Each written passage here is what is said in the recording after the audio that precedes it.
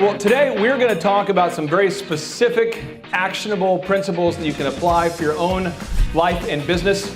There's a guy by the name of Thomas Edison. He has the most patents in the U.S. history.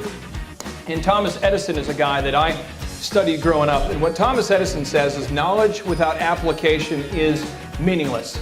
So basically, if we come here today and we have some great food, and we have some great desserts, and we don't learn anything, maybe it's meaningless. He comes to you with basic principles being, it's really great if you learn all this stuff, if you take notes, if you read these books, maybe even his book, but you've got to put them in practice. Implementation is the real key to success, not just ideas. Does that make sense? He's alive, he makes everything come to real life, and the way he's able to incorporate the things that happen in his real life into what's going on in our world really made an impact on me. Without big, overwhelming, optimistic momentum.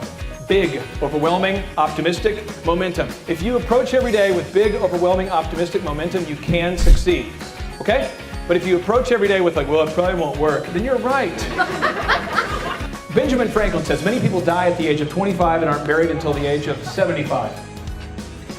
Maybe not you people, but other people. Back in the good old days, insurance used to be easy. Now people, they just go online and just, what in the world? Back in the good old days, baseball used to be America's game. Deal with it. The world is changing, right?